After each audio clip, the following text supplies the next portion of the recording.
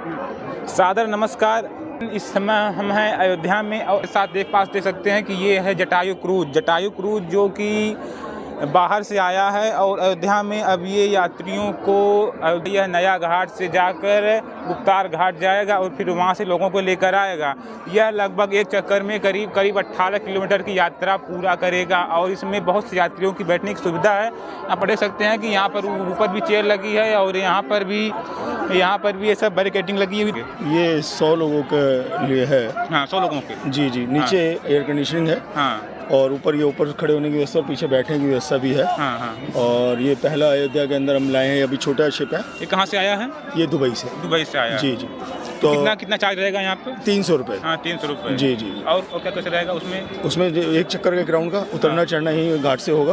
और नाश्ता नहीं, इसमें नाश्ता नहीं। हाँ। सिर्फ इसमें ये हम उसके लिए ले रहे हैं। सफर के लिए 100 लोगों की सुविधा यहाँ पर है। जी 100 लोगों की। जी। जैसा कि इन्होंने कहा कि इस क्रूज में 100 लोग एक बार में यात्रा कर सकते हैं। 100 लोग एक बार में नया घाट से और गुप्तार घाट जा सकते हैं। ये 100 लोग एक चक्कर में। और इसका किराया बताया इन्होंने 300 से 350 रुपये इसका किराया रहेगा और यह आज इसका उद्घाटन होने वाला है।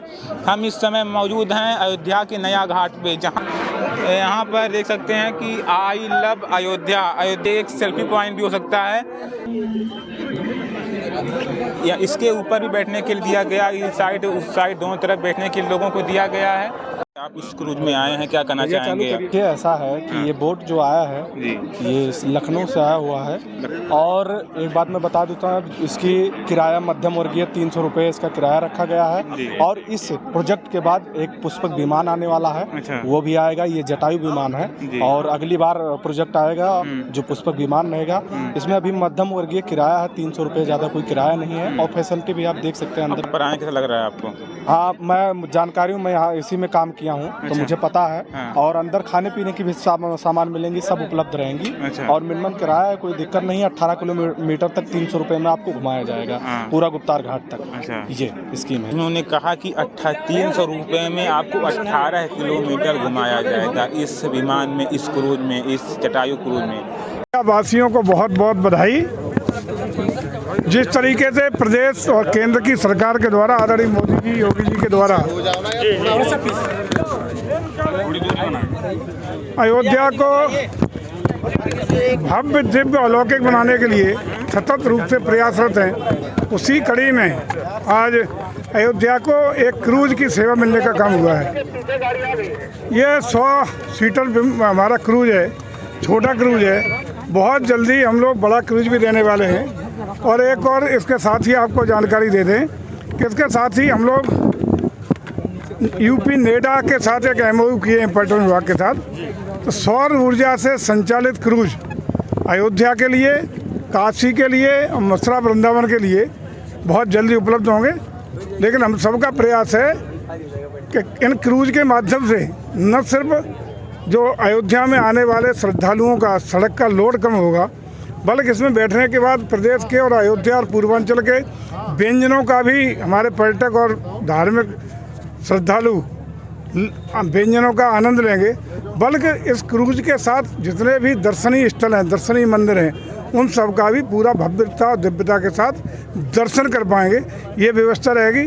और मैं समझता हूँ कि अयोध्या आने वाले जनवरी के महीने में जब आदरणीय प्रधानमंत्री के कर कमलों द्वारा इसका लोकार्पण होगा, उस समय तक हमारा प्रयास है कि काफ़ी काम, चाहे 14 कोसी परिक्रमा हो, पंचकोसी परिक्रमा हो, 6 प्रवेश द्वार हों, हमारा इंटरनेशनल अयोध्या का एयरपोर्ट हो, ये सारी सुविधाएं, सारे हमारे अयोध्या के विकास की परियोजनाएं पूर्णता का स्वरूप ले सकें, हम प्रयास कर रहे हैं। लेकिन ये सुनिश्चित है कि चाहे क्रूज की उपलब्धता हो, चाहे मार्गों का चौड़ीकरण हो, चाहे जितने भी यहाँ के मंदिर हैं उनका जीर्णोद्धार की स्थिति हो, चाहे अन्य जन सुविधाएँ हो, 14 कोसी परिक्रमा का विकास हो, पंचकोसी परिक्रमा का विकास हो, जो 6 जिलों से जुड़ने वाला है मुख्य मार्गों पर जन सुविधाएँ उपलब्ध कराने के लिए स्वागत द्वार हों, इन सबको हम लोग तैयार करके एक भव्य अयोध्या, दिव्य अलौकिक अयोध्या बनाने का सपना जरूर पूरा करेंगे।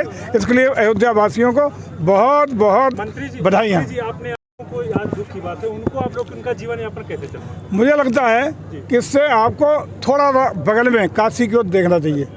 यही आशंका उस समय अखिलेश यादव ने ट्वीट डाल के की थी कि स्थानीय नागरिक बेरोजगार हो जाएंगे, उन्हें जो रोजगार उनका चलता है उसमें कमी आएगी। लेकिन आज हमें खुशी है कि उसी क्रूज तमाम, यहाँ तो छोटा क्रूज है, बड़े क्रूज चलने के बावजूद भी वहाँ उन नाविकों को भी गुणात्मक रूप से, चाहे नाविक हो, चाहे फूल बेचने वाला हो, माली हो, पुजारी हो, और छोटे छोटे उद्योग धंधों से लेके बड़े बड़े उद्योग धंधे हों, चाहे छोटे ढाबे से लेके 5 स्टार होटल हों, गुणात्मक रूप से आय में वृद्धि हुई है। जो आदमी उससे 500 रुपये रोज़ कमा के जाता था, अब 5000 रुपये रोज़ कमाने का काम कर रहा है। इसलिए को आशंकित होना चाहिए। रोजी रोजगार के अवसर अपने आप यहाँ जितने तेज़ी से बढ़ेंगे कि अब आप मानिए कि कल्याण हो जाएगा, या भगवान राम की पूरी अभूतपूर्व कृपा अयोध्या पे पुनः होने जा रही है। घोसी चुनाव में सफलता नहीं मिली। देखिए, लोकतंत्र है, लोकतंत्र में जनादेश सर्वोपरि है। जो जनादेश आया स्वीकार्य है। हम ये काम नहीं करते कि जब हार जाते हैं तो चुनाव आयोग ने हरवा दिया, प्रशासन ने हरवा दिया, शासन ने हरवा दिया, बेईमानी कर ली, कभी नहीं चिल्लाते। जो निर्णय आया स्वीकार है, समीक्षा करेंगे, जो गलतियां हुई, जो चूक हुई, उस पर पुनः विचार करेंगे। लेकिन हम पुनः विश्वास दिलाते हैं कि उत्तर प्रदेश की जनता, देश की जनता का विश्वास, आशीर्वाद आदरणीय योगी जी, मोदी जी के साथ है। 2024 में 80 की 80 सीटें प्रदेश में भारतीय जनता पार्टी जीत के जाएगी। अधिकारियों के साथ आज बैठक हुई है, आज बैठक हुई है, उसमें समयबद्ध तरीके से 37 मंदिरों के जो निर्माण कार्य, उनका जो जीर्ण शीर्ण स्थिति है, उनका व्यवस्थित करने का स्वरूप तय हुआ है। और सारे कार्यों के लिए नवंबर अंतिम हफ्ते तक का समय दिया गया है। इनको पूर्णता का स्वरूप प्रदान करना है। 3 लोगों की अलग अलग कमेटियां बनाई गई हैं। प्रति सप्ताह उसकी समीक्षा, कार्य की गुणवत्ता और समयबद्धता दोनों की समीक्षा करके रिपोर्ट शासन को प्रस्तुत करेंगे।